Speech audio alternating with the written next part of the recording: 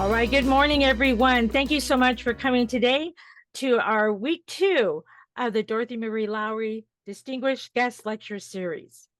Today, we have somebody very special to me. I might have a moment because of our connection. Dr. Felipe Hinojosa knew my aunt Lydia Lopez, who I guess a good way of putting that, Dr. Hinojosa was a mover and shaker, shall we say, in causes for social justice. Would you say that? Good.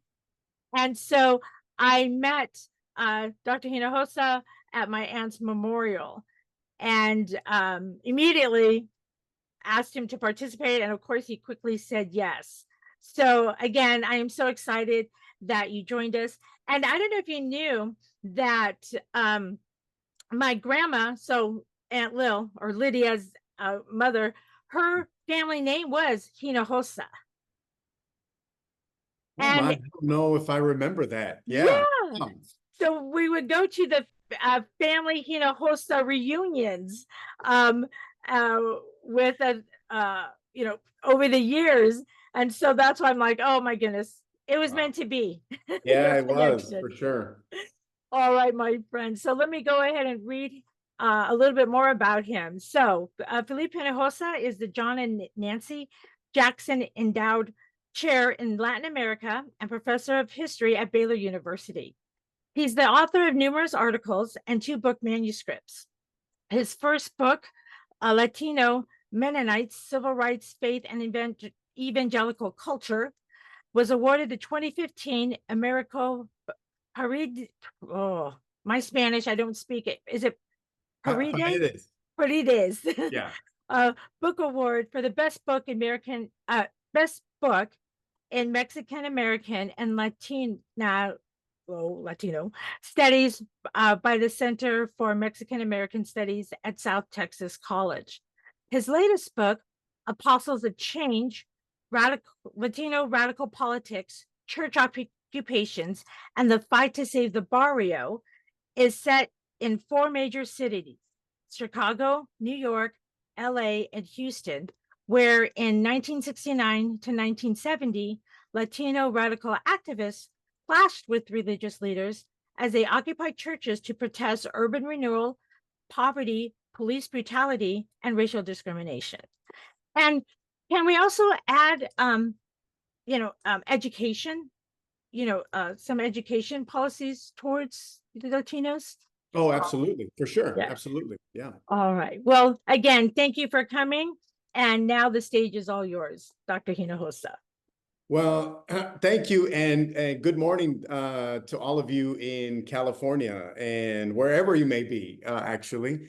I am in Central Texas, and it's a cloudy, cool afternoon here in Central Texas. I'm so honored to be here with you. I want to start off by thanking Eva Marie Rodriguez Morris for this gracious invitation. I think it's just a true honor for me to give the Dorothy Marie Lowry Distinguished Guest Lecture Series at Saddleback College. I'm so honored to be here with you all.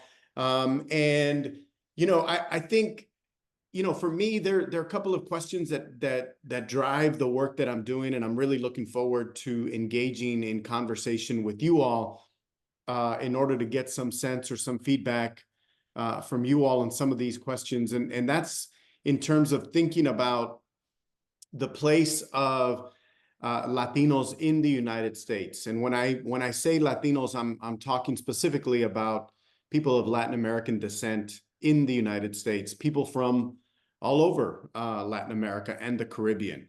It's a long history, and it's one that I think throughout has been riddled with questions of home and where I belong and who are we in these United States, and where do we belong and where do we fit, and so forth. And of course, part of that experience has been racial discrimination, marginalization, a feeling of not belonging, a feeling of not feeling a part of the nation and the United States, and what it's taken, I think, for Latinos to make a big push to say that we belong and we've contributed to the making of democracy. And that includes everything from education to religious politics, to government policies, and so forth.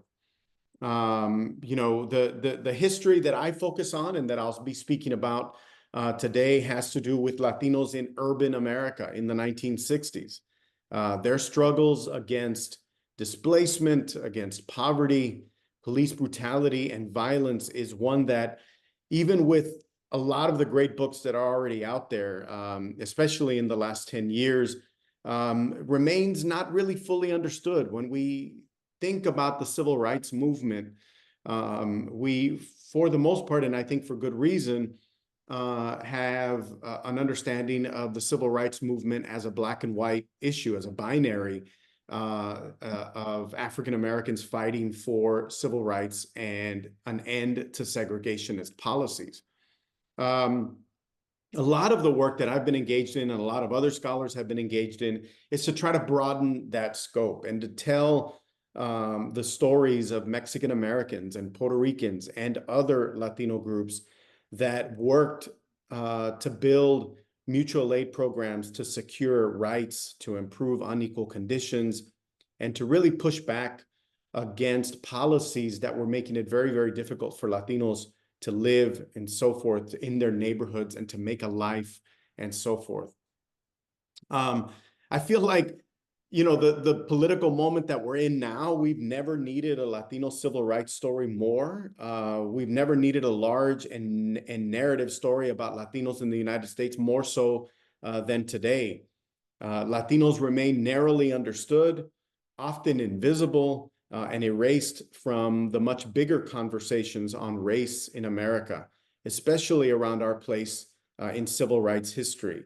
Public discourses often perceive Latinos as a drain on the economy, as sometimes politicians might say, bad hombres, or huddled masses that are bussed across state lines by politicians intent on settling political scores. And so, and add to that the fact that often Latinos are seen as perpetual foreigners, or as people that are new to the nation, as people without a history here in the United States. So a big part of what I try to do is to try to situate the story of Latinos in the United States. And I focus on the civil rights era, so that's what I'll be talking about today. I'm going to share my screen because I want to provide for you as I go some photographs and to give you a sense of what I want to talk about. I've titled the talk today, Body and Spirit, Preachers and Radicals and the Politics of the Latinx Civil Rights Movement. So some of you might recognize this photo right here in this newspaper clipping. It's the big stories that first inspired me to study history and to get a graduate degree in history, learning about the landmark Supreme Court case of Brown v. Board of Education that ordered the racial desegregation of public schools.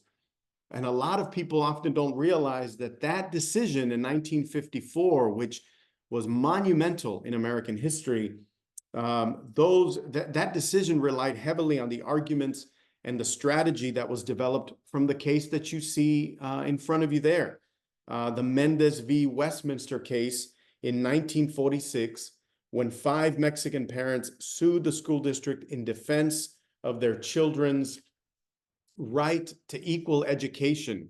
And they won. They were very successful in that fight. That court case, together with court cases in the state of Texas, in Arizona, and in different places that had large Mexican populations, helped to put an end to Mexican school segregation. Jump to the 1960s, and of course, the story of somewhere around 20,000 Mexican American students that walked out of their classrooms in Los Angeles in 1968, and not just in Los Angeles, but across the Southwest, from the home community where I'm from in deep South Texas in the border region, to Arizona, New Mexico, Central Texas, parts of urban cities in San Antonio and Houston, where students walked out. And of course, that history is what really drew me in and hooked me. The dynamic organizing of groups like the one you see there in the photo, radical organizations that wore the beret, that saw solidarity with third world liberation movements. These radical groups were often counterparts to the Black Panther Party. The photo that you see in front of you is a photo of a group called the Young Lords, a Puerto Rican radical organization that would have seen itself as very much a counterpart to the Black Panther Party, the radical and militant African-American group. These young people challenged police brutality, they fought against housing displacement, and they organized breakfast programs for poor children that led to today's federal food programs in public schools. So the fact that public school children like myself benefited greatly from having breakfast programs. You get to school and you have something to eat before you start the day. All of those things come out of the radical movements of the late 1960s with groups like the ones you see there, the Young Lords and the Black Panther Party. I realized that all of these stories, and including the stories that I write about and then I'll tell you about today in terms of the church occupations, were really about Latinos trying to find their place in America, trying to find where they fit. It was about trying to build a home in a community, in a barrio, a neighborhood, and about also the long tradition of mutual aid, right? I think one of the things that I saw, and I know that we all experienced it in one way or another during the pandemic, was the ways in which young people, people of all ages, began to look out for each other in mutual aid. I remember scrolling on social media sites of people organizing, this person needs a bag of groceries. They can't leave the house and they don't have transportation. Can somebody deliver a meal to this person? There were churches doing that. There were independent organizations. There were mutual aid groups that were starting up just out of that. When I saw that, that reminded me very much of the history of Latinos in this country. When you're an immigrant, when you're new to the country and when you're new to the nation, oftentimes it's neighborhood organizations. It's the people that live next door to you. It's your church, the people that pitch in and to try to help you to survive and try to make it and so forth. So this is the cover of my book. The book focuses on tensions, these tensions that I described in the 1960s in four of America's largest cities.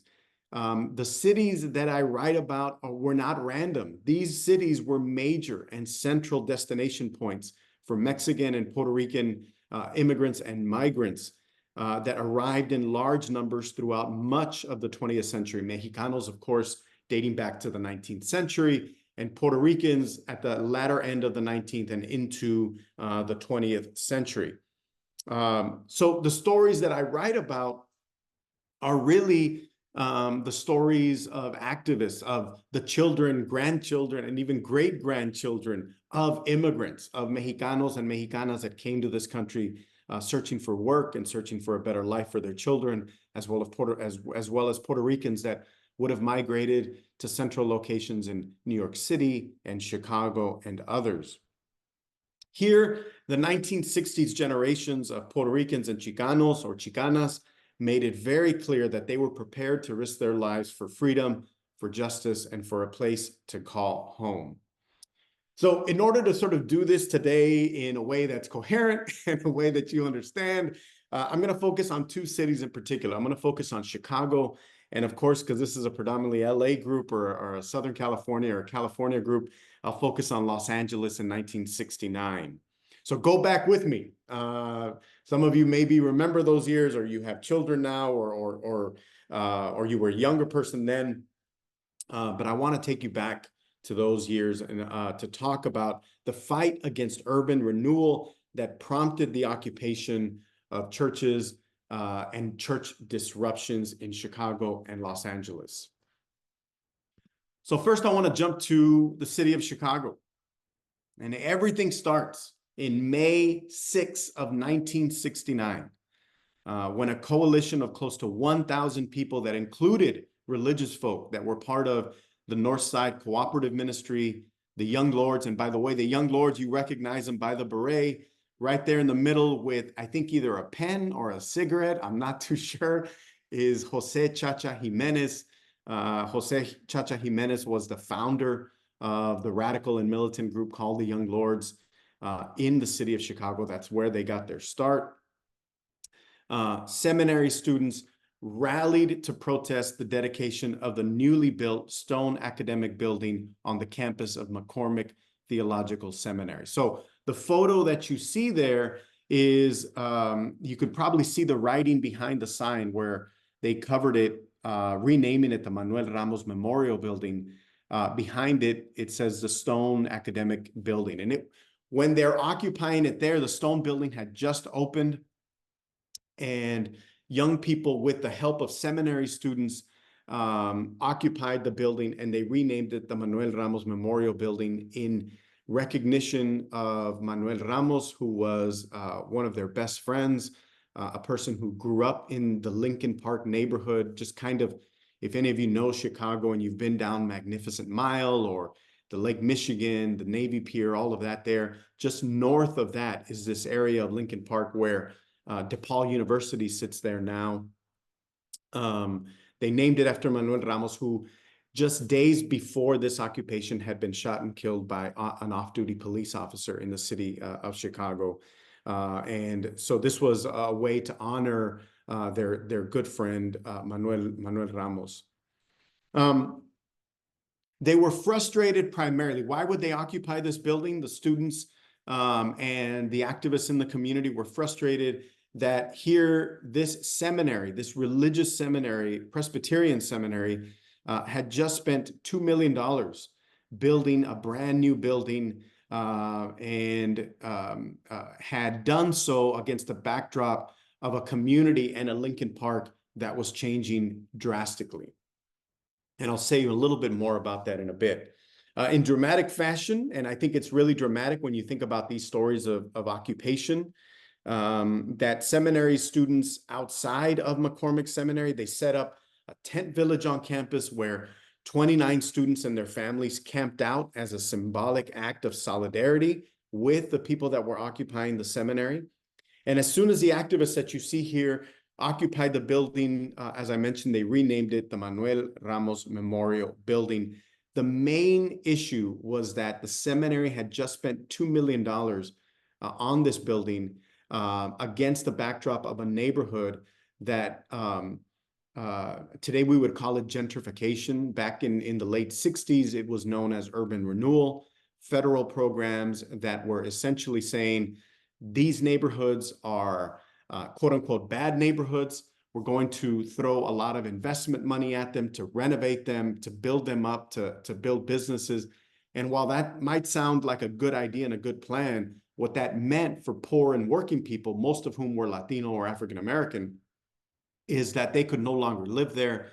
The rents would go up, the tax rate was going to go up, and they would then be displaced and have to look for another place to live. And so this was the activist way of trying to protest that urban renewal movement and to tell religious leaders on the campus of McCormick, if indeed you do care about your community, why would you spend more money to build buildings and not use that money to invest in the community so that, yes, we want businesses and we want a thriving neighborhood and so forth, but we also want to make sure that it's affordable, that people can actually live here and make a living and send their children to school.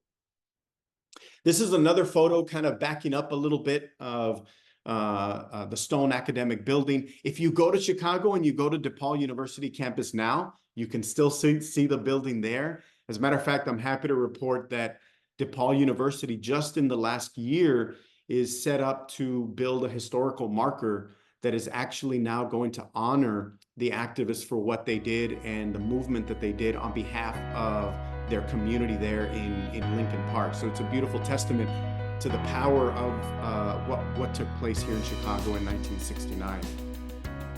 Just another building, another photo just to kind of show you the scope of it, how many people were out there, and what exactly was going on. And if you look closely into your computer screen, you can see on those windows there were also posters there.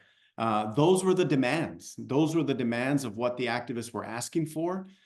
in order to set the building free. And I should say that in this occupation, nobody was harmed. There were no weapons. There wasn't anything sinister going on. And as a matter of fact, the activists were very respectful of not vandalizing the building and not hurting the library or anything like that. That wasn't the point of the occupation. The point was to say, if you are a Christian, then you need to be concerned about what is happening in this community and that poor people are being kicked out. One of the things that I love about doing archival research and going in the archives is when I find photographs or when I find these beautiful flyers like this one that you're seeing right now. This is a beautiful flyer. This is sort of what I think about as kind of the Instagram of the day. In terms of how activists got their word across and so forth. And so you see the photo of the tank. That was representing urban renewal, or this program that was coming into communities to renovate these communities. You see the tank kind of bulldozing buildings. That's in essence what urban renewal was doing. And this was an invitation to come out and talk about how McCormick Seminary was actually hurting the community. And as you see up there, driving the people out. Now, one of the things that I love about these movements, most of all, is that there was always, at the bottom, you see that there was music, dancing, and fun. My belief is that if you're going to organize something and you want people to pay attention, you better make it fun. You better have some music. You better have some dancing. And if you've got some food, even better, right? In order to get people excited in terms of what's going on. So I mentioned to you a little bit about the Young Lords, this main group that occupied McCormick Seminary. I want to say a little bit about who they were. Oh, I forgot about this slide. Look at this. These were the demands that the activists had on the seminary. They were asking for a lot of money, but not money that was going to be used for their own benefit. This was all funds that were going to go to the community. So $601,000 for low-income housing in Lincoln Park. Facilities for a daycare center for working moms that needed a place to leave their children while they went to work. Tearing down the iron fence around McCormick Seminary so that the seminary didn't feel like it was separate from the community. A space for a Puerto Rican cultural center. And you can read the rest of the demands there that are listed. And I'll say a little bit more in terms of where these demands went. But this is what, all of a sudden, you had Presbyterian leaders, not just in Chicago, but across the country, that started to pay attention in terms of what was happening here at McCormick Seminary. Before I go into the ending or sort of the results of that occupation, I want to tell you a little bit about the Young Lords. This, by the way, is by far one of my favorite photographs of the Young Lords. This is Chacha Jimenez. Here he is smoking a cigarette. He's got the beret, and he's standing in front of the Armitage Methodist Church. This photo would have been taken about the summer of 1969. The political rise of the Young Lords organization in Chicago, they were originally, and this young man that you're seeing here, they started as a street gang, to be honest with you. They started as a street gang in 1959. By the end of the 1960s, they were swept up in the movement for Black civil rights. They were swept up with the speeches and the rhetoric of Malcolm X, of Martin Luther King, of organizations like SNCC, the Student Nonviolent Coordinating Committee. And more than anything, what led to their real radicalization, from moving from kids that were just sort of interested in hanging out and not doing much in their neighborhood, to an actual political organization, was urban renewal, and the fact that they realized that if they didn't do anything, their families and their community was about to be destroyed, and they felt that that was something significant enough to fight for.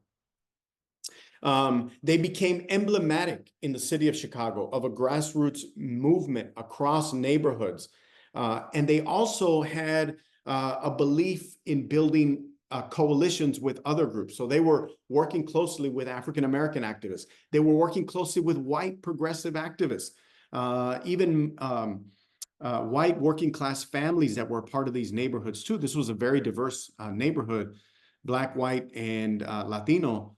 And a lot of the white working class people had been migrants from Appalachia. They had been migrants themselves that had moved from Virginia, from Tennessee, from those places up to Chicago for very many of the same reasons that African Americans had left Mississippi to go to Chicago, that Puerto Ricans had left the island to go to the city for labor and to find a better life.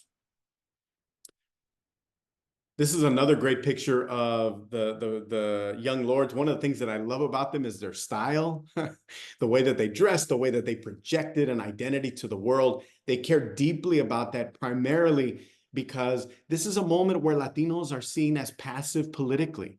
This is a moment where, other than the United Farm Worker Movement and Cesar Chavez and Dolores Huerta, because they're very active and a very recognized group during this time, outside of that, Latinos in the cities of Chicago and New York and in different places were seen as maybe not being too politically involved. They were seen as being maybe more passive, not as bold, not as brash. And the young lords were all about trying to change everything with that. They were Puerto Rican, but not predominantly. They had Mexicans that were part of the group. They had African Americans. They had white membership. And their engagements, this is what's really interesting to me. This is another great photo that I have. There were a lot of women. They were very progressive in that front, that there was male and female leadership with the young lords. Their engagements with religious leaders, Presbyterians in Chicago in particular, placed them into these large conversations of civil rights in the 1960s and so forth. By the end of the 1960s, in a city of about 250,000 Latinos, urban renewal policies had normalized displacement. So a neighborhood picture from what you're looking at right now. This is a photo of the Armitage Methodist Church handing out meals and doing a fundraiser actually to try to help families stave off the bulldozer of urban renewal. Because displacement and the fact that people were going to have to move was a very, very real possibility. As a matter of fact, if you go to Lincoln Park now, you will not recognize that place from the photos that I'm showing you, because it is a very wealthy, very, very wealthy community today. But back in the day, these working class folks were fighting to keep that. Displacement for Latinos meant that they were being pushed around from neighborhood to neighborhood in Chicago, often into substandard housing units, where in some cases, even when they would move and try to look for better rent opportunities, other neighborhoods didn't have rents that were much cheaper, and the idea and possibility of buying a home was out of reach for many families. So forcing Puerto Ricans and other Latinos out of neighborhoods, pricing them out of their homes, was part really of a tradition there in Chicago, where, as one scholar, Merida Rua, puts it, that there existed a, quote, episodic pattern of constant movement of families, of loss, and then of finding, and then more loss from there. So churches in these neighborhoods that are being displaced and they're being transformed really begin to be the place that radicals start to go to try to stave off urban renewal. What is it that we can do? And a lot of these churches were going through and suffering from these movements, as well as you had white flight, middle-class white families that were now leaving these neighborhoods, going to other spots. And so these churches become these hubs of activity. This is another one of my favorite flyers here, a community gathering of let's get together. I think oftentimes radical movements, especially the militancy of it, maybe the brash or bold politics of it, sometimes that turns people off, and they prefer maybe to hear Cesar Chavez speak or Martin Luther King. But what I hope that you all leave with today is the sense that these young folks, and they were young, probably from 16 to about 23 years of age, yes, they were more radical. They wanted to create a more egalitarian society, and they were willing to put their life on the line for that. At the core of their desire was really to get people together, was really to build community. And really, when you build community, it's about figuring out who you are, who's your identity, and where do you belong in the nation. So it's these experiences of displacement that made the young lords one of the most radical and powerful Puerto Rican voices in the 1960s. There were common experiences, police harassment, displacement, poverty, that brought all kinds of young people together. And as revolutionary nationalists, as they really saw themselves in solidarity with Fidel Castro and Che Guevara in Cuba, following the Cuban Revolution in 1959. They really believed that another society was possible. They built coalitions with a lot of groups around that city, and they followed the example of the Black Panther Party by setting up, as I mentioned, breakfast programs for kids, daycare centers at the Armitage People's Church, free healthcare clinics, legal aid, and so forth. This is a picture, a much better picture, I think, of the Armitage Methodist Church. It gives you kind of a broad scope and a broad view. And you see there at the front, I love that. The fact that when they started to work inside of the church, and by the way, the pastors, Bruce and Jeannie Johnson of Armitage Methodist Church, welcomed the young people into the church to use the church building. This was a building, a massive building that for the most part was empty Monday through Saturday. And so the Johnsons, the pastors there, allowed the young people to come in. They renamed the church the People's Church, La Iglesia de la Gente. And they used, as you can see, kind of the side there to put up some of the first artistic murals of Puerto Rican history and culture, right?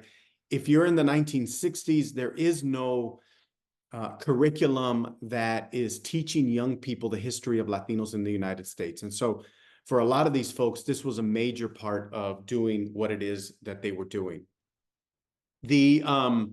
Let me see if I have one more. Yes, this is the last one that I'll end on before we move on to LA. So what you're seeing here is the results of those demands and the occupation of McCormick Seminary. The demands that I showed you a lot earlier that had all of this money put together, the Presbyterians didn't give, the Presbyterian Church, and I'm talking about the national church, did not give the young lords $601,000, but they did give them enough money to hire an architectural firm that would design or what they called mixed income housing in Lincoln Park, so that there was a sort of a belief that by the end of '69, you were really not going to defeat urban renewal. It was going to happen. What the issue was now was, how could we work with the city of Chicago? How could we work with the federal government to create neighborhoods that are safe and create mixed income neighborhoods? So the money that came in was used to hire an architectural firm. This is what they designed, y'all. If you see that down there, sort of a 3-deck housing complex that had a lot of room. You can't see it very clearly here, but a lot of room for children to run around, places where mothers could be on top and could look down on the street to make sure that their kids were safe and okay as they were playing out there, and community gathering spaces. This was a beautiful idea. The city of Chicago, as it was taking bids from architectural firms in terms of what Lincoln Park would look like, actually did consider this proposal. The proposal ended up losing, even though it had a ton of support from community members, from other architects and neighborhood and urban planners, but it lost out. And the results, I think, are the fact that you can go to Lincoln Park today and see that it's a very, very different place than it was back in the 60s. But part of what I love, and this is, sometimes we think of civil rights history as, okay, what was the outcome? What happened? Did they really do anything? And even with the loss, even with the fact that this dream of mixed income housing didn't come to fruition, what I love is the dream, the imagining, the work that young people were doing during this era to try to create a different world and different possibilities. So I want to jump now to Los Angeles. And I want to jump to in 1969. And this is a picture of Lydia Lopez that Eva Marie mentioned a little bit earlier, and her family connection. This is your aunt, Eva Marie, right? And this is one of my favorite pictures of Lydia, because as you know, Lydia, just such a happy person, big smile. She believed in you know, when I study the Young Lords in Chicago, when I meet the people that I meet in Chicago and did the oral histories, the same sort of spirit, the same belief, the same possibility that we can come together and do something good in the world. I found that in Lydia, and I found that in Chicago, and I found that in every major city that I visited as I was doing the work. Now, why am I jumping now to LA? Well, if Chicago was happening during the summer of 1969, I want to bring you to December 1969. That same year, maybe 6 months later, where Lydia Lopez and I don't know, a who's who of activists from Los Angeles disrupted Christmas Eve Mass at St. Basil's Catholic Church in December 1969. I'll tell you more a little bit about that, but first, Lydia. So Lydia Lopez, that you see her picture there, was born in 1942 in a small unincorporated section of Los Angeles called Jimtown. In the 1960s, she attended Cal State LA, and shortly after that, started working with the East Los Angeles Welfare Council. It was there that one afternoon, as she told me this story when I sat to talk to her, it was at the East LA Welfare Council that one afternoon, her boss invited her to a demonstration taking place on the corner of Temple and First. She joined in, dressed in her three-piece knit suit and heels. She always dressed well, and not knowing exactly what the demonstration was about. And it turns out that the demonstration was a show of support for the East Side 13, the group of young Mexican Americans that were indicted by a grand jury on June 1st, 1968, on conspiracy charges stemming from the East LA blowouts or the walkouts, the photo that I showed you at the beginning of the slide of young people walking out of their high school.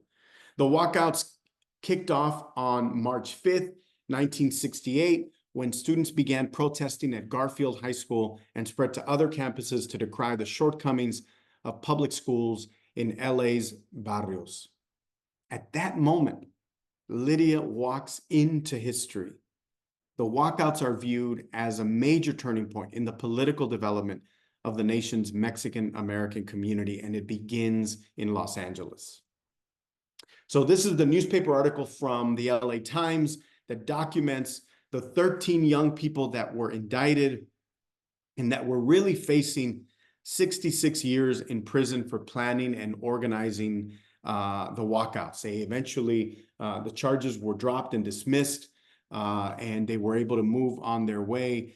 But at that moment, when Lydia goes out to protest and to see, she meets some of the people from the Brown Berets. She eventually crosses paths with Fred Lopez, who, if you're looking at your screen, is the person with the Ray-Ban. I'm assuming they're Ray-Bans at the very end of that row of young men. This was a group that called themselves the Brown Berets. So those Brown Berets were the equivalent or very similar group to the Young Lords in Chicago, militant group and radical group that modeled themselves after the Black Panther Party as well. They would have also sort of believed in these third world solidarities. They would have believed in creating another world and in trying to protect as much as possible the Mexican American community. Some months after they met, Fred invites Lydia to church on one night in December, not just any church, St. Basil. Some of you might recognize, if you know the city of Los Angeles, some of you might recognize this church. But Fred invites Lydia to church on Christmas Eve for Christmas Eve Mass. If those of you that are Catholic, you know just how significant Christmas Eve Mass is. Lydia was not Catholic. She had grown up the son of a Baptist church planter, a preacher. So she had grown up Protestant. Later in her life becomes Episcopalian. But she goes with Fred. They go Christmas Eve night. And that night in December 25th, December 24th, I'm sorry, 1969, her world is turned upside down all over again. That night, a group that called themselves Católicos por la Raza, that were really a who's who of activists from across the city of Los Angeles. Let me see if the next slide, this is the one I wanted to get to.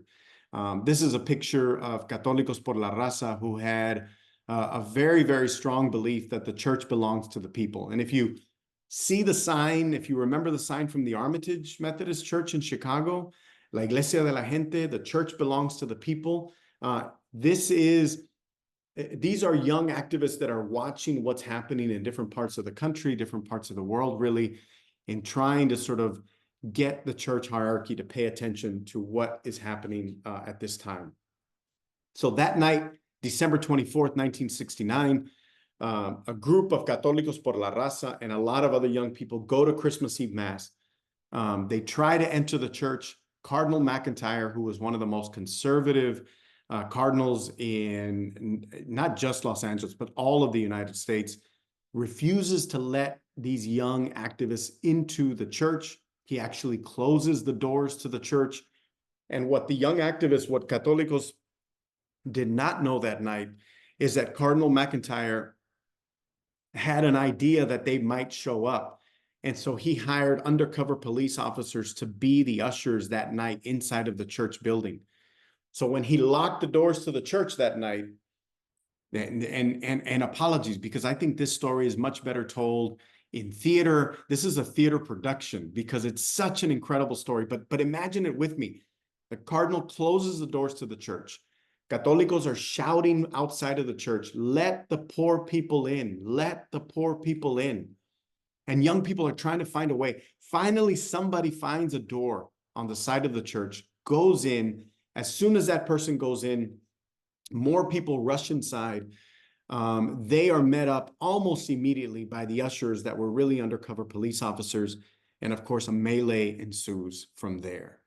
Cardinal McIntyre, in order to calm everything that was going on, the scuffles, the fights actually between those ushers and a lot of those young people that had made it inside of the church, he does something that is very, very interesting. And this is something that I of course, was not there. I wasn't even born in '69. But he does something that I learned about through reading the court documents and the court transcripts, because the Catholic Church pressed charges on all of these young people that were there that night, and 21 in particular. And in the court transcripts, the choir director at St. Basil's, who's on the witness stand and is being questioned, points to the fact that as the young people were coming into the church and as they were shouting, "Let the poor people in," that Cardinal McIntyre pointed to him and said, "Get the choir to sing louder to drown out the shouts that were coming from the young people." And you want to know which song they were singing? I'm not making this up. This is true. They were singing this song that we all know. If we go to church or practice Catholic faith or even Protestant, they were singing, "Oh, come all ye faithful." You know the song, "Oh, come all ye faithful." Okay, I won't sing. I'm not very good at that. But just to tell you that in the moment that the young people are shouting, "Let the poor people in," and the cardinal is shutting the doors, the choir is singing, "Oh, come all ye faithful." The contradiction, right? The contradiction of that moment and that time was really, really powerful. Lydia never made it into the building, as far as I know, that night. She stayed outside. She was actually the person that people were giving their keys to while they were running into the church. Lydia was holding people's keys. She was watching what was happening that night, taking care of people, making sure that everybody was okay, and so forth. There were no arrests that night, but over the next month, 21 people, including Lydia, were arrested for their participation in that evening. I want to take you to one photo back. This is a picture of Lydia on the steps of St. Basil's outside of the church, because during the month from Christmas Eve, from that night up to about January 20th or 21st, when people were arrested and prosecuted by the Catholic Church, there were protests almost every single day by Católicos por la Raza. And while I said Lydia wasn't Católica, she was not Catholic, She was Protestant and actually had started to join the Episcopal Church, the Church of the Epiphany, probably around this time. She goes and she protests and sits outside of St. Basil's. And if you see right outside, she's got a sign that says, "The church will be made relevant, so be it." I love that sign because it confirms what is happening in Chicago, New York, and LA, Houston, about trying to make the church as relevant as possible. I'll just tell you quickly that in LA, it was a very similar concern that young people had. St. Basil's had just been built, and it had about a $3 million price tag.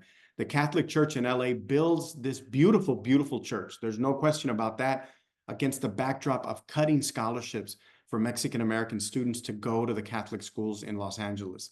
If you know anything about the history of public education and segregation and the ways in which many young Mexican-Americans were ridiculed and suffered through racial discrimination in public schools, it was often Catholic schools that provided a superior education for young Mexican-Americans, that provided them actually a way out. I'm not saying that that was much nicer to go to that school or that they were treated any better, only that the education was far superior in terms of the people they had there teaching. So she's out there, and eventually she is also arrested in late January. This is Católicos por la Raza, some of the young folks that had been prosecuted by the Catholic Church. This is their day in court. Some of you that know Chicano history might recognize way at the back, Oscar Acosta. And he was their lawyer. He was a radical militant, but also looked at as kind of the militant lawyer. And there's Lydia right up there at the front. Big smile on her face. I've asked her many times, I'm not sure how you could smile. You were coming out of court. There was a possibility that you could have spent time in jail. She was arrested, taken into jail, all of that, and pregnant at the time as well with her son, Alejandro. So quite a revolutionary story. And one of the things, before I get to that, one of the things I want to go back to sort of say a little bit about the significance of Católicos por la Raza and some of the things that they believed and that they were a part of. Católicos por la Raza was started by a young man named Ricardo Cruz, who brought together a coalition of law students. It really was a coalition. It wasn't just Catholics.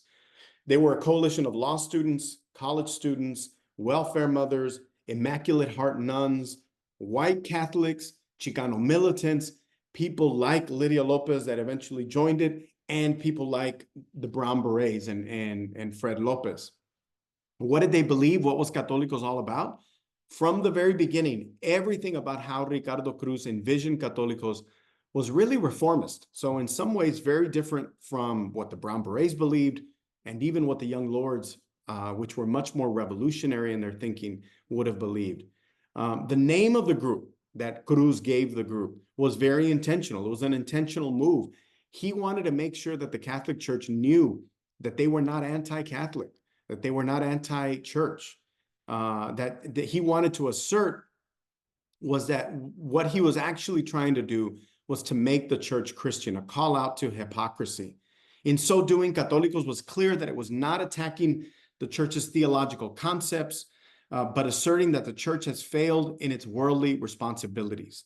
This was a powerful, powerful movement. And I'll tell you, one of the things that made the biggest difference after this is that this young group that disrupted Christmas Eve Mass, yes, they were prosecuted by the Catholic Church. Some of them served time very, very briefly. Some of them had fines to pay and so forth.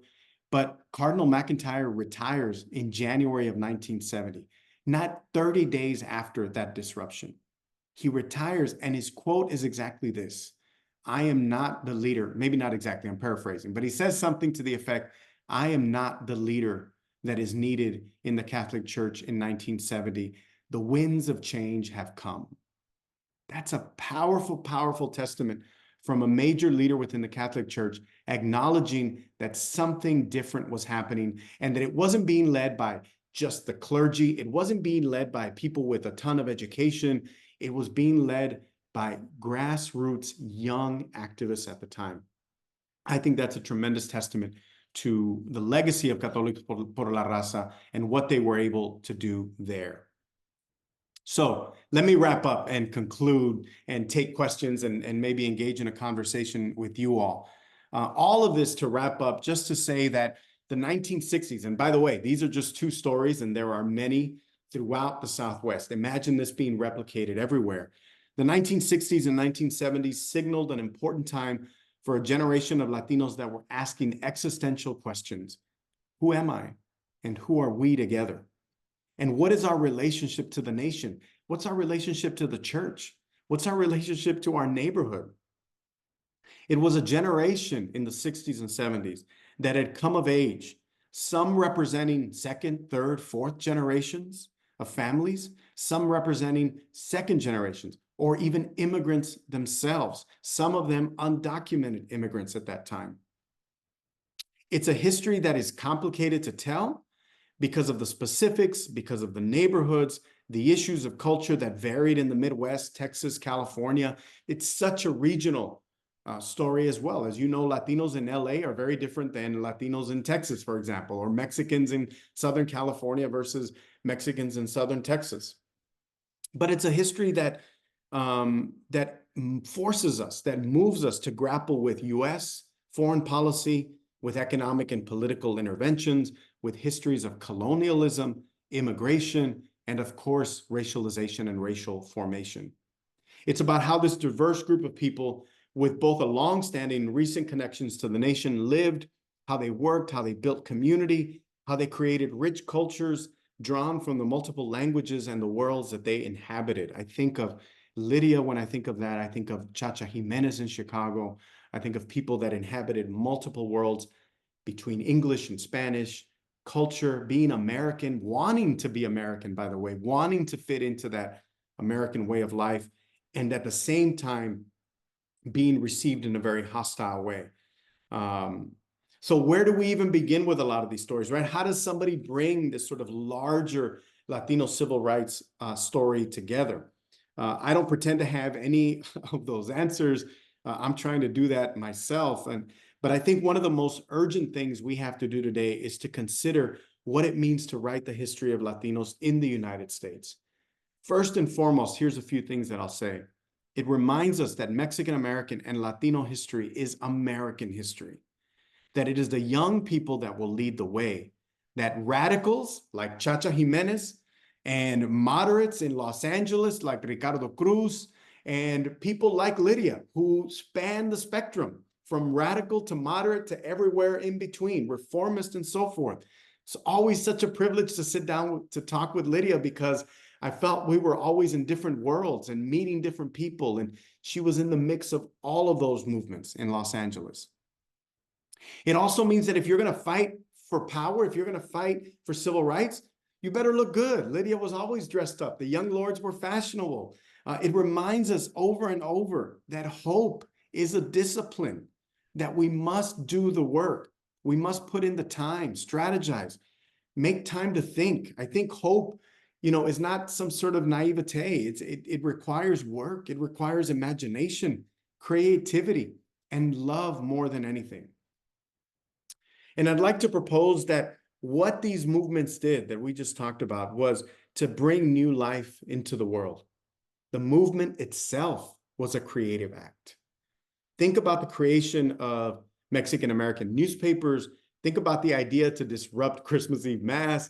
Think about the idea of putting up murals that are going to teach young people about Mexican American and Latino history, of mutual aid programs, of doing away with a two-party system and bringing in La Raza Unida as a third political party as an option.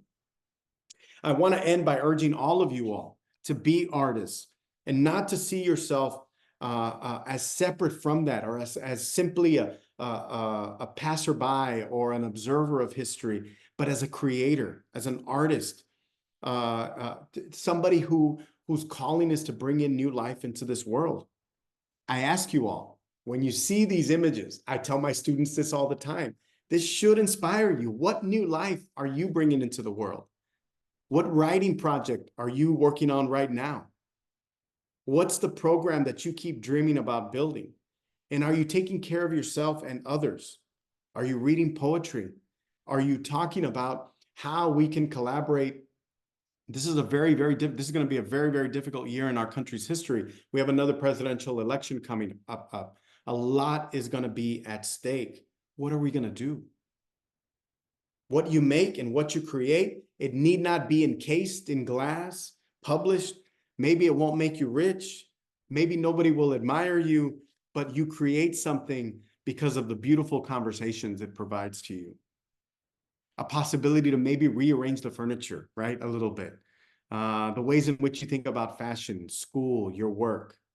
I think I'm now only understanding, and I've been teaching for 20 plus years and teaching and being a student of history, that what has enamored me most with the Chicano movement and with the Latino civil rights movement is the ability of those young activists to look deeply, to live into their creativity, and to see the past, to see the past as something that we can learn from and take and be educated on.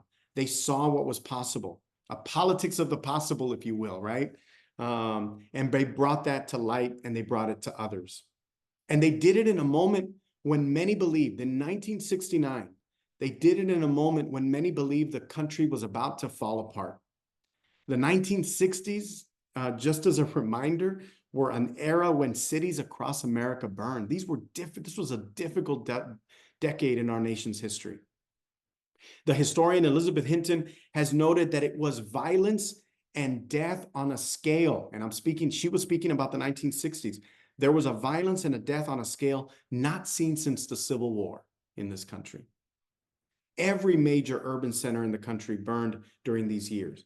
But in the midst of this turmoil, young Latinos and Latinas occupied churches, seminaries, they established breakfast programs for school children, they organized rallies, they sat on the steps of Catholic churches like Lydia did, they opened up health clinics, they published newspapers that promoted solidarity.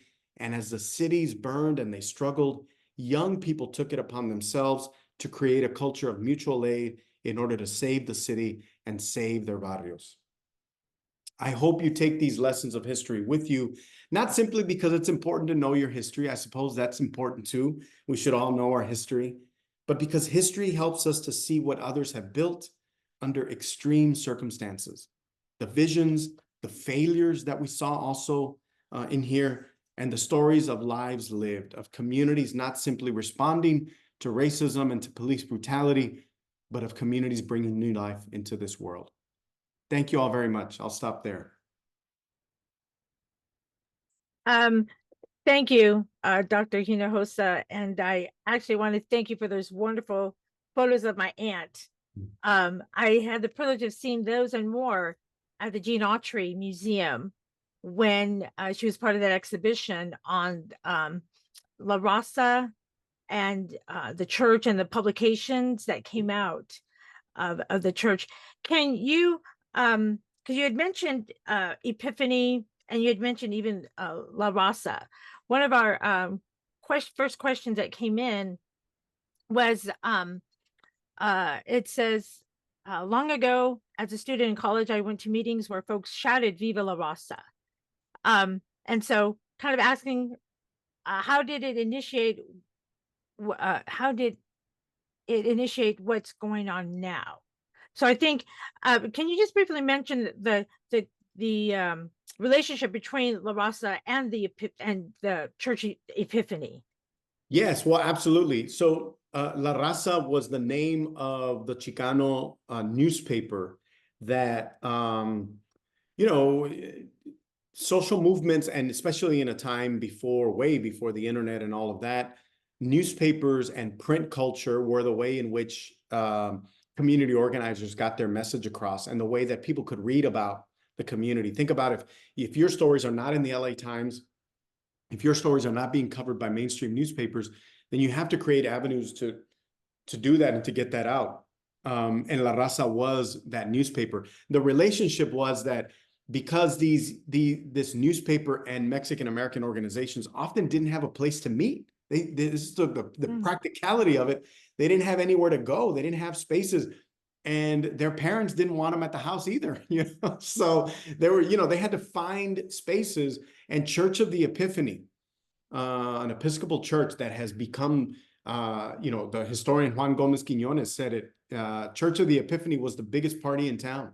It was the place where the Chicano community came together because the clergy there opened the doors of the church to let La Raza newspaper get put together, organized, and printed at the basement of that church. So there's a tight connection. Now, the question I think also named Viva la Raza and those chants and where they came from. Those chants, Viva la Raza, Si se puede, and those kinds of things have deep roots in the liberation movement in Mexico.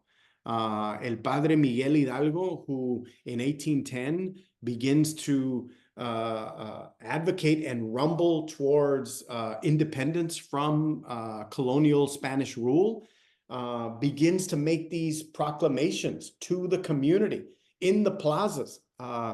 And that tradition of that shouting and calling out was a tie to those early independence movements in Mexico. So those have a rich history and have become part of movements and are still very, very important to our movements. As a matter of fact, President Obama borrowed "Yes, we can" from "Si se puede," right? That's where he took his famous slogan from.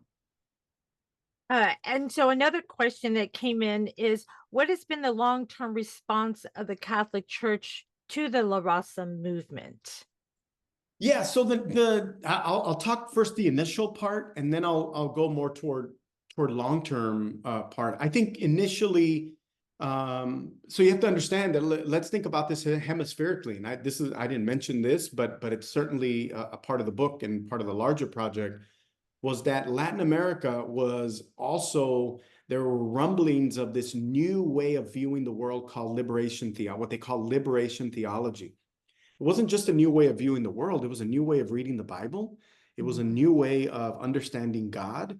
And it was from the bottom. It was from the underside. It was understanding God from the perspective of the most marginalized and the most oppressed in society.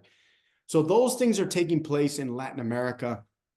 And in the US, when Católicos por la Raza is taking off, their long-term, I think, legacy there, in the 1970s, you see the development of Latino theology that starts to be written by seminarians, by Catholic theologians that are writing about what it is to experience God and to know God from a Latino cultural perspective, right?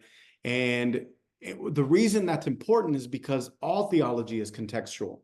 The theology that we understand and were fed, at least early on, was a very European-based theology. I mean, I grew up, I think I would assume as most of us did who grew up Christian, with photos of a very light-skinned, blue-eyed Jesus and God being representative in kind of European features, right?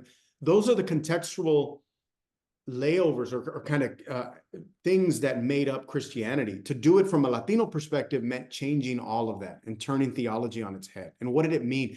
Did God care about the immigrant? Did God care about the person losing their home? Were these questions of poverty and injustice central to the life of God and to our lives?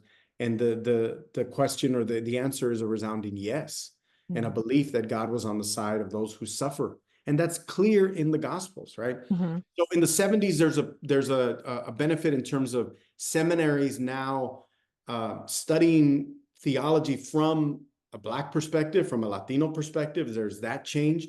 And I think more so to that is the Catholic Church became, and it wasn't across the board, it was uneven and difficult in some parts as well. But in many ways, Catholic clergy became very, very supportive of the Chicano movement. And I think parts of those have carried on today to an immigrants' rights movement, to a Catholic Church that was central to the sanctuary movement. Father Eliades, who Lydia worked very closely with, and then later has maintained those strong ties to the immigrant rights movement in the United States.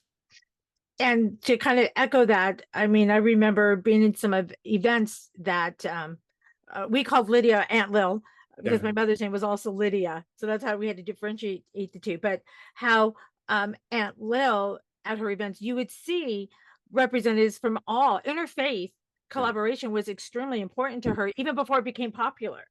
But I remember going and you seeing the Episcopalians, you seen the Presbyterians, you seen the Catholics all there together for these social causes, Yeah.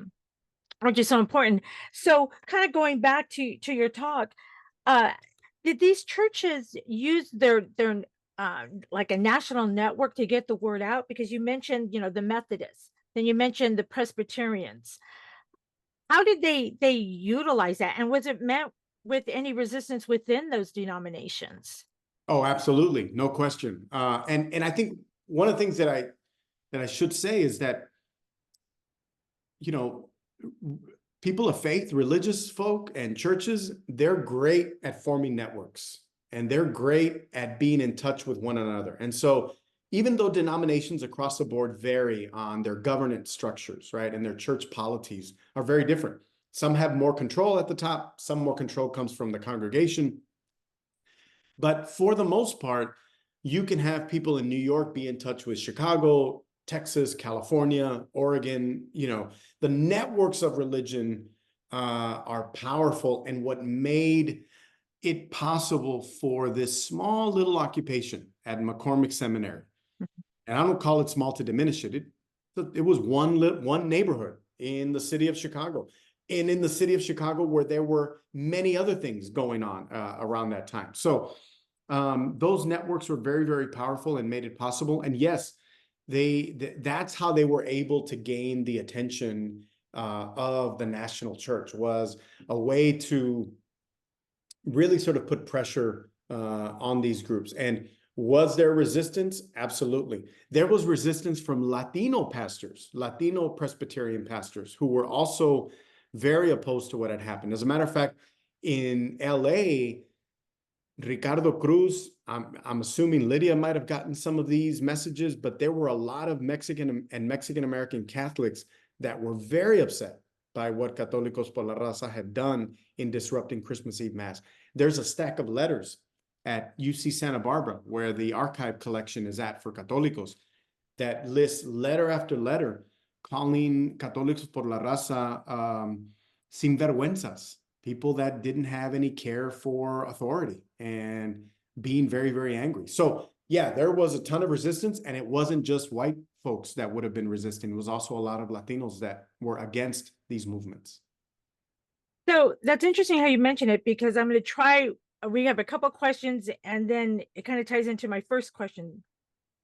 So in the very beginning, you had talked about how with civil rights, absolutely, as a Latina, I don't think about the civil rights of I guess my people. Yeah. I think about what I was taught in schools, right? That it was the African Americans' plight with, to get civil rights and all of that went on. Because that's what we were taught in schools. Mhm. So do you see that changing? Has it changed, within the landscape of civil rights, of what we're teaching now, the younger generations? So that's part one. Because, and this is what some people have referenced in the questions, is that I know as a second generation, third generation removed, that my experience is extremely different than a first generation, even today, even going through college. And I that hit me really hard on the head when I was in a program at Cal Poly San Luis Obispo, and I couldn't understand why I was invited till I walked in and I walked in this room to go to my dorm room. It was a summer program. I had matching luggage. Okay, my aunt would have been very proud of me. Dressed to the nines, matching luggage, my cute little purse. And I see that because I was screaming South Orange County, really loud. And my experience was very different than my peers that were there in that same program, because they were first generation. And that was the first time I heard the difference. So I guess to say that, how is a reflection back on history different when you look at through the different lenses of these generations? And is there a way we can make that more cohesive, Yeah. to put everybody on the same plate, the same plane, rather. Yeah. Does that make sense? I hope. Yeah, it makes total sense. I mean, I think so. So to your first question, I think historians are often driven by present situations, right? We often are writing about topics because we're experiencing them, or we have at some point, or the country is going through a crisis, and we ask ourselves, have we ever been here before?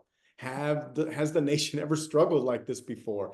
And I think what's happening right now is that the demographic shift in this country, the fact that there are more Latinos than there ever has been, and the fact that the number's only going to continue to grow. Latinos are now the majority in Texas, in the state of Texas. That number is going to continue to grow. What they're estimating is that we'll be at around 53 million Latinos in the state of Texas by 2050. Okay, that's if you would combine California and New York together. That's what Latinos are going to be in Texas in 2050, and probably beforehand. So those demographics raise the questions of everybody as compared to the 1960s, when Latinos were what they used to call an invisible minority. Nobody, there wasn't any sort of sense of who this community was. And I don't want to say nobody and nowhere, anywhere, but in general, the nation as a whole, that's why Cesar Chavez is so important, because he brought the issues to a national audience and global audience, right? So I think number one to your question is demographics are driving this need and these questions that we're asking now. What about us? What about Latinos in the 60s? Did we have civil rights movements? And where does the immigrant rights movement come from? And sort of looking at that history. And my hope is that will help change curriculum going forward so that students get this in the classroom. Now, it's no coincidence to me, and I think others as well, that right at the moment where demographics are changing rapidly, and when we're starting to explore Latino history more carefully, that now there are attacks on diversity, equity, and inclusion, on DEI movements. There are attacks on ethnic studies programs, especially in Texas and Florida, where we're feeling it. You all are in a much better place in California than we are. So we have to fight harder than ever to tell our stories and to really, really, really move people to think about how Latinos have contributed to democratic values in this country. So that's my answer to your first question. I think to the second question, one of the things that I love and one of the things that makes Latino history very difficult is those different generational experiences and the class dynamics, right? Because you have working class Latinos that have very different experiences, the kind of racial dynamics, skin color, the fact that some Latinos pass and others don't. So the experience varies. And, the tacos in Texas and California are different, right? Like everything about us is so diverse. Now, I think that's something to celebrate. I think that's a beautiful thing, but it should compel us. It should compel us to do the best that we can to make sure that we understand that complexity and make sure that we don't try to homogenize the experience, right? That we try to do our best to say, yes, nationwide, Latinos were facing similar struggles, language issues in class, feelings of discrimination, housing displacement, and immigration. How they felt those are all different. Where you lived meant you were going to feel that one a lot more. What zip code you lived in, probably assured that you were going to feel the brunt of it, or you were going to escape it for the most part. So, I think of it like of my own. I grew up, in South Texas and in a barrio. My dad was a minister in a church, but made very, very little money. I don't think I knew how much Dad made until he helped me fill out the FAFSA for college. And I couldn't believe the number that he put down. There were 7 of us. I'm the youngest of 7. I don't understand. And I don't think I grew up feeling like I was poor, but when I saw that number, I knew I was poor. Like that, the light went off. I didn't realize that. My kids are growing up very different. I grew up in churches all my life. My kids are growing up around universities. meeting professors, meeting people with PhDs.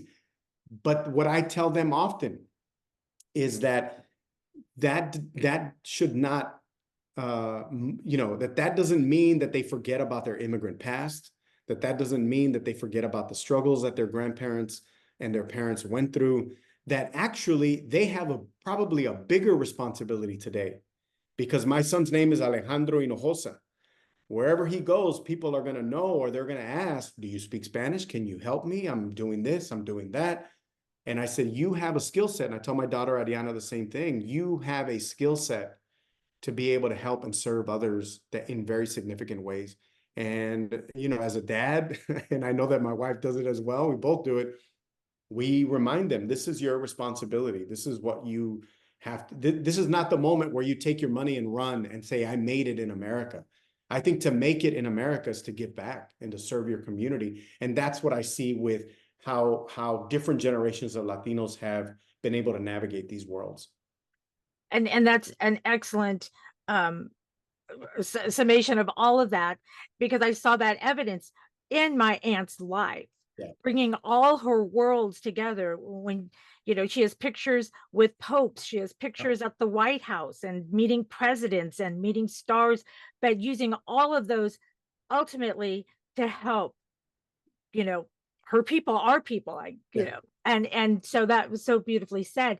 So it kind of brings me into, we've had a couple of questions regarding this, so I'm going to ask probably the same question but two different ways, as a way to kind of bring us up to date. It says, first one, how do Latinos react to the terms like Chicano, Chicana, ex Latino, Latina, and then what do you think of the designation Latinx as opposed to Chicano and other designations? And I have to tell you, I get confused. I almost want to start the school year saying, okay, what are you calling us now? Yeah. Yeah. Am I a Chicana? Am I a Latina? Am I Latinx? What am I? Yeah, no, that's a great question. And I teach Latino history, I teach Mexican American history, and I spend the first week on these terms because all of my students come into class, and even my Latino students are like, I don't know, there's so many terms, I don't even know where to start or how to go about it or how to think about it. I think, look, the first thing that I'll say is people should be able to identify however they'd like, but what should be understood is that identities are tied to our politics, to the ways we view the world. Now, I don't want to say that your identity determines your politics, because that's, there's so much historical evidence that proves otherwise, right? It's not just because I'm Mexican, this is the way I view the world, right? It's actually our political consciousness, our worldviews that help us understand our identity. So see what I mean? So it's your politics shaping your identity and where you see fit and where you see yourself in the world. So, for example, when you bring up the term Chicano or Chicana, right? This is a very politically charged term that was very, very popular in the 60s and in the 70s with young people especially. It was a term that they used to reject the term Mexican American. And why did they reject Mexican American? Because Mexican American symbolized a hyphenated identity. It symbolized assimilation. It basically puts you in the camp of Italian Americans, Polish Americans. It made you a part of this hyphenated American story. So young people said, that's not our politics. Those are not how we view the world. We view the world as people that are indigenous to this land, as people that are from the Southwest, right? As people that see themselves rooted in northern Mexico and southwestern United States, right? So I'm not assimilating to anything. This is my land. This is where I'm from. And Chicano has that tie to indigeneity in Mexico and in the Southwest. As a matter of fact, that term really sort of comes from the Mexica people in central Mexico, that when they meet up with the Spanish are not, it's actually pronounced Mexica people, and the Spanish are changing the he to a sh sound. So it goes from he to sh, and they start saying Mexica, Mexica. And that term gains traction. I should say this is one origin story. Many people have different views in terms of where it comes, but most movement people in the 60s believe that it came from the Mexica people, Mexica, Mexica, Chicano, Mexicano, Mexicana, that Chicano and Chicana come out of that indigenous experience. So all that to say is that was a very politically charged term. Now, Hispanic comes into term and popularity in the 70s and 80s as a much more depoliticized term, right? As a term that really highlighted Hispanics that wanted to separate themselves from the civil rights movement, that didn't agree with the kind of radical politics of Chicanos and Chicanas. That term lasted maybe for the 80s, and now Latino and Latina has come to be a much more accepted term, primarily because the criticism with Hispanic was that it was a government mandated identity. It was the Nixon administration in the 1970 census that worked after 1970 to change the classification of Latinos to Hispanics. And the major critique was that Hispanic, counter to Chicano, which was rooted in indigenous culture, Hispanic was rooted in Spain. Hispanic was rooted in European culture and identity. So it was a government mandate highlighting Spanish and highlighting Spanish roots. And that was maybe popular for a while, but Latino, I think, has become, not that nobody uses, I mean, a lot of people still use Hispanic, but Latino and Latina, I think now has come to be much more popular because it comes out of the community experience. Latinx is another one of these terms that now comes in the midst of where we are in society, thinking about breaking up the binaries of gender. And Spanish is a very gendered language, right? Latino as a stand-in for all people, right? Doesn't matter gender. And so Latinx was a way to sort of break up those boundaries. I personally, and this is just me, I don't tend to use that term. Although the students in my class use it. I think it's kind of like a Chicano or Chicana term that the young people are using it as a rejection of a kind of gendered role in society. So I don't tend to have many problems with it. I just decide not to use it. Although in my classes, I'll bring it up at times as well. But I'll end with this. I think the best sort of way to think about this Latino identity or this Latina identity is to think about it as a set of concentric circles, right? We have a core identity here, and then others, right? We are fathers, mothers, students, teachers, and these identities kind of grow out and expand. And I think it's the same way with Chicano and Chicana, Mexican American, Latino, Latina. What I use, I think, highly depends on the kind of social context I'm in. If I'm in a group, if I'm in Los Angeles, I'm probably going to use more Mexican American. I'm probably going to use more Chicano or Chicana. If I'm in New York or Chicago or in other places, that'll change. If I'm in Texas, that'll change, or, where I live. The one that I don't use is Hispanic. That's the one I've refused to use. So I give up on that one. Well, thank you for all those differentiations, because you're right. A taco in Texas is very different than a taco in East LA. That's right. That's right. Absolutely. Well, and I also want to say it, and it's great that in memory of my Aunt Lydia Lopez, that they are creating the center, the Lydia Lopez Center for Social Justice and Education. And I think the key word, and that's going to be at the Epiphany Church, or part of it, but I think the key word there is education. And she would agree with that wholeheartedly. We need to educate ourselves. I need to be educated, being that much more removed from, those issues, because of the path my father has chosen and such. So thank you for this wonderful reminder. Thank you for this wonderful pictures I got to see of my aunt. I truly appreciate that. And so that concludes our lecture for this week. And if I can just take a brief moment, next week we have a very special speaker. We're going to have a Holocaust survivor from the U.S. National Museum. in Washington, D.C. Because of that, students, you're going to receive a link that's going to come from them. It's an email that I'm going to forward to everyone. So look for that email. I'll also post it in Canvas. And so you're going to use that link. And I'll send out a couple reminders throughout the week as well. But just to know that next week is going to be very different. They're the ones that are going to be doing the moderating, but you'll still be able to talk. They want to see your faces. That's why we're using their link. They want to see you. You're going to be able to ask questions. And so I'm really excited and pleased that we're going to be able to have that experience together. So that being said, Dr. Hinojosa, thank you. Thank you so much, and have a great week as well as to you all, students. And we will see you next Friday. Take care, everybody. Bye-bye. Thank you. Bye-bye.